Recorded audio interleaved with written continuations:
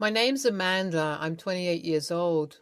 My family owns a confectionery business in Seattle, and I've been helping them out ever since I was in my early teens. My parents left the business to me and my sister to run since they were getting old and wanted to retire. It was a fun business to work in, plus my family accommodated me in a nice place to live right above the shop. I was growing up and I wanted to be independent. Every morning at 8 a.m., our shop opens and we welcome customers with a warm aroma of freshly brewed coffee and soft, creamy delectables. Chloe, my sister, was the type of person who would not help in any contribution, but be present whenever an event took place, like she would show up as if she owned the thing or something. Our parents were really tired of her not being serious and fooling around with the expenses. Even if they wanted a break, they had to come twice a week to see if everything was done smoothly. She was such a spoil sport. I disliked her. It had always been a tumultuous journey being Chloe's younger sister. I vividly remember those early years filled with constant bickering and petty arguments. Chloe had a way of making me feel like I was living in her shadow, always overshadowed by her accomplishments and dreams. As we grew older, the gap between us seemed to widen and our differences only multiplied. Despite our constant clashes, I yearned for a strong bond with my sister. I desperately wanted her to see me as more than just her little sister, someone she could confide in and trust. However, every time I thought we were making progress, something would come along to remind me of the deep-rooted strain between us. Chloe, please don't mess with my toys. Mom said I need to keep them safe.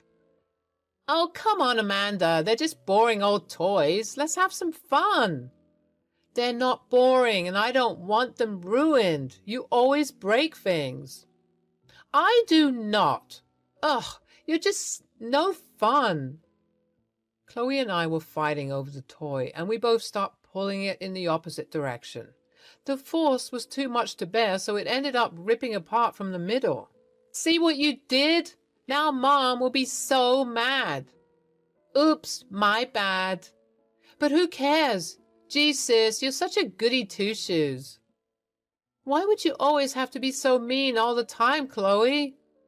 I'm not mean. I'm just having fun. You should try it sometimes. There's a difference between having fun and being destructive. Chloe, I wish you'd understand that. You're always so perfect, little Miss Perfect. It's annoying. I'm not. I just don't want to get into trouble all the time. Oh, you're such a scared cat. You should think about others too, not just yourself. What if you broke something that I loved? Whatever. I'll find someone else to play with. Chloe storms off, leaving me feeling hurt and upset. This was always the case between me and her. She just couldn't stand me. It became worse as we grew up. It started with taking my things to bully me in school. She often tossed my bag or tiffin box. Her attitude only grew worse. My constant attempt of establishing something decent kept failing. One such incident left an indelible mark on my heart, and was when she stole away my fiancé from me. Our relationship was blossoming into something beautiful, but as soon as Chloe heard about Jacob, her demeanor changed. I could sense her jealousy as she couldn't bear the thought of me finding happiness in someone else's arms. It wasn't long before Chloe started putting seeds of doubt in Jacob's mind about our relationship. She would whisper poison into his ear, painting me as someone unworthy of his love and affection. The more she tried to create rifts between us, the more I felt torn between my love for Jacob and my desire to salvage any semblance of sisterly connection with Chloe. Why would you ever do something like that? What have I ever done to you to deserve this? You always did this. Why? Just why? Oh, little sis, about to cry again. Jacob was dating a sore loser until now. I'll always be the showstopper in your life, Amanda. You can't ever have the good things in life. Besides, have you seen yourself in the mirror? That was my relationship. You had no right to take it away from me. I have given you all the things you desired, all my toys, my friends, my room, my freaking car. You took them all, and you are still not content. You want my fiancé too? Oh, will you stop yapping? Your voice is hella annoying, man. Look, Missy, I did you a favor. That guy was never meant to be with you anyway. I mean, if he cheats on you that fast, might as well call it quits. I remember how it all started through a freaking dating app. I had my 26th birthday and my friends were encouraging me to start an account and search for potential mates. At first, I was laughing about it, telling them that dating apps are absolute trash and only creeps would want to be your soulmates. But every time I finished my shift at work and come home feeling a bit lonely and tired, I couldn't help but think about the possibility that maybe it might be a great idea to check out at least once. One evening, as I sat in my cozy apartment, I decided to give the world of dating apps a try, hoping to find someone to explore this city with. Little did I know that my life was about to change from the most beautiful to the worst way ever. At first, I was getting used to the interface, but then slowly and surely, I was all up and going. I scrolled through the apps, swiping left and right, but none of the profiles really caught my attention until I stumbled upon Jacob's. His profile picture showed a warm smile that instantly melted my heart, and his bio was filled with humor and kindness. Without hesitation, I swiped right, hoping he'd do the same. A few days passed, and just when I was beginning to lose hope, I received a notification that made my heart skip a beat. It was a match. Jacob had swiped right, too. Hey there, Amanda. How's it going? Kinda new to this app, so please bear with me. Oh, really? Me too. I just downloaded a few days back. It's so strange how people get matched here. I'm just glad it's you. I really liked your bio and was keen to get to know you. To be honest, I had half expectations that we would match. Oh, come on, don't underestimate yourself so much. Your profile was very striking too, especially where you added only cat people. I unfortunately have a dog. I hope it won't come in the way. We engaged in a back and forth conversation, sharing bits and pieces of our lives, hobbies, and interests. Wow, your family runs a bakery. That is so freaking cool. I bet the menu is tasty as hell. You're always welcome to try. As the conversation progresses, we discovered shared interests and a sense of humor. I don't know why when people find out I'm an engineer, they would ask me, how many bridges have I built? Like it has happened so many times, it does not feel like a joke anymore. Really? I didn't know that was a thing. Engineering is such a respectful job. You must be really busy. True. It's a pretty decent job with pretty decent pay, but not as exciting as yours, though. I would love to wake up every day to freshly baked pastries. Oh my God. As we continued to chat, Jacob suggested that we meet in person. I felt nervous but excited at the same time. He told me he would love to visit our bakery. He also added if I could manage to save him some glazed donuts since he loves them a lot. I remember him walking into our shop, searching for my face at the counter, and when our eyes finally met, it felt like time had stopped. We greeted each other with a warm side hug, and all my nerves vanished in an instant. I was glad he wasn't catfishing. He looked exactly like his picture, rather much attractive up front. My parents were kind of startled by this gesture. They didn't expect that I would be the one making the move. They welcomed Jacob to spend some time with them after work. Either it was them being overprotective or them being really caring. They decided to stay the whole time when Jacob was present. It was more like a group date, to be honest. The next time we met, we explored the city together, trying out new restaurants, attending concerts, and simply enjoying each other's company. With every passing day, our connection grew stronger, and it became evident that we had found something truly special. Chloe noticed But she was too full of herself to appreciate anything. Whenever she used to see me with Jacob, she would scream, "Bad choice," or "Ew, gross, take it someplace else." She always had a habit of publicly demeaning me and making fun of me. One day, I got old juju on her by confronting her antics. "Chloe, can you not shut the hell up? Do you always have to make such a scene?" "What? I was just saying the truth. You guys were drooling at each other like some 90s kids drooling at their first candy. If you want to get finicky, love hotels are always available. The bakery isn't your honeymoon." "And since when did you care about the bakery, huh? Who was the one spending all the hard-earned expenses on Jimmy Choos and Chanel? You know damn well that shit's pricey, and still you are so shameless." "You are not my mother, little brat. I can do whatever I want. It's not just your shop. I have equal rights to this property." "Piss off, sociopath. Jesus, Mom should have left you somewhere." Our parents were so tired of us fighting constantly.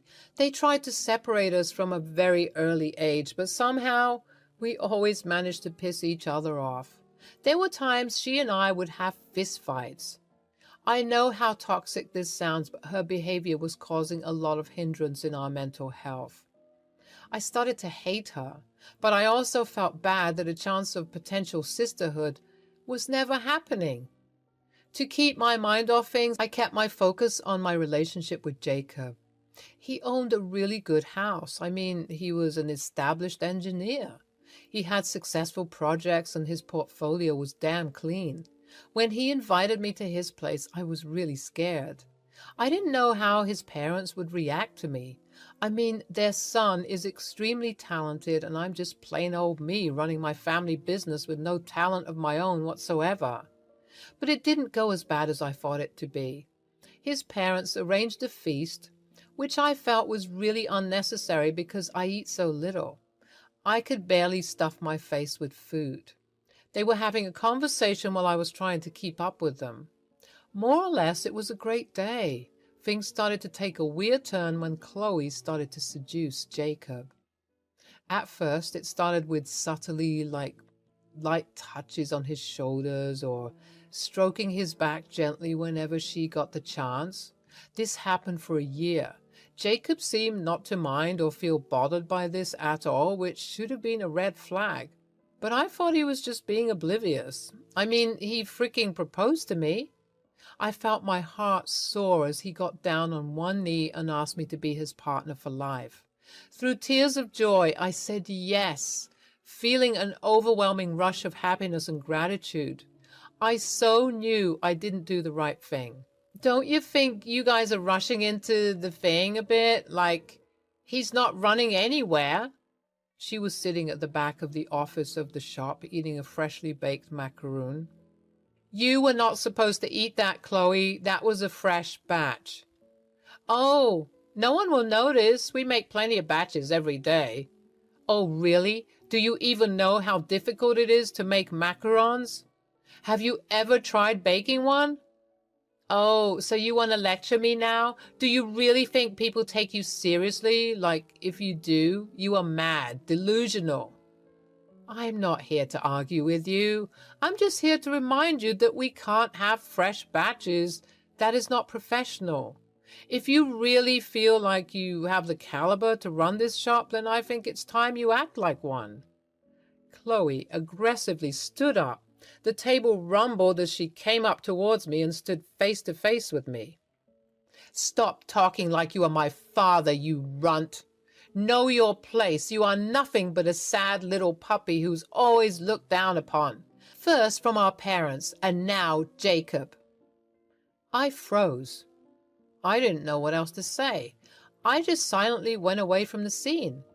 I cried a lot in the bathroom that day. It didn't stop there. Things were going in a certain way, but the arrogance of Chloe increased, and now she became even more desperate. She wanted to tag along everywhere we went. She would call Jacob her best brother-in-law, but then proceed to be extremely handsy with him. I was feeling uncomfortable. I tried my best to have a conversation with Jacob, but she would always interrupt. I wouldn't lie, but Chloe was way more attractive than I was. She would wear dresses and doll herself up, while I preferred light makeup and baggy clothes. Things started to get weirder when Jacob was invited to a work party. It was celebrated on a personal yacht. I was getting hella insecure. If I knew how posh his lifestyle was, I would have thought about not going with him. I was a very simple girl, and a gala life was not mine, but definitely a thing for Chloe. Weirdly, she was invited. Like I was the freaking fiancé, but he evidently enjoyed Chloe's company more. He introduced me and Chloe to his friends. I was getting really conscious, but Chloe was super confident. After a small interaction, I went to the bar counter and started to drink impulsively. A few shots later, when I was not able to stand anymore, I tripped 2 steps backwards and collided with someone. I turned around to see a tall man wearing a black suit and a white tie. He was talking to another woman with a drink in his hand. "Whoa, lady, are you okay?" I'm really sorry. I didn't see you there. I'm just a bit buzzed. I'll be okay." "Are you sure? We can provide some lime juice if you want. It will help you with that buzzing head of yours." That would be really nice, actually. I think I overdid it." He took me to one of the private compartments and made me sit. After 5 minutes, a glass of fresh lime juice arrived and was given to me. His name was Michael. He ordered another whiskey for himself. While we waited, he struck up a conversation with me, and to my surprise, I found Michael to be genuinely kind and easy to talk to. We laughed and shared stories and discovered common interests. As the night progressed, we continued to enjoy each other's company, and he made sure I felt included and cared for. It was as if we had known each other for ages, and the connection we had was unexpected but undeniable. As the party came to a close, Jacob called me on the phone asking where I was, so I quickly excused myself from Michael and left. He requested me to stay in touch with him, so I gave him my number. He smiled. He really liked my company and wanted to continue the conversation further. "Where the hell were you? I was looking for you everywhere." "At the restroom. Sorry, I was really drunk and I wanted to throw up." "Why can't you take some responsibility? You know this is my office party. If people found out who you are to me, then it would have been so embarrassing." Thanks to Chloe, she maintained her composure pretty well throughout. My colleagues absolutely loved her. I was silent the whole time in the car. I know I messed up. I was so busy talking to Michael. Wait, should I tell him about Michael? But what if he gets angry? I won't be able to deal with it. Throughout the ride, I could see Chloe's satisfactory smirk. She was always happy whenever I was miserable. I never thought that my life could take such a painful turn. It was a sunny afternoon, and I decided to surprise Jacob with a visit to his place and apologize for all the things I had done at his party. As I approached his front door, my heart was filled with love and excitement, eager to see the man I thought was my husband. But as I stepped closer, I heard hushed voices coming from inside. At first, I dismissed it as maybe Jacob talking to a friend or his parents. But something inside me couldn't shake the feeling of unease. Ignoring the nagging doubt, I opened the door, hoping for a warm welcome. To my horror, the sight that greeted me was like a punch to the gut. There, in the living room, I saw Jacob and Chloe, my own sister, locked in a passionate embrace. It felt like the world stood still for a moment as I processed the heartbreaking scene before me. The shock turned into disbelief and then into an overwhelming surge of pain and betrayal. I couldn't believe what I was witnessing. I wanted to scream, to confront them, but my voice failed me and I felt paralyzed.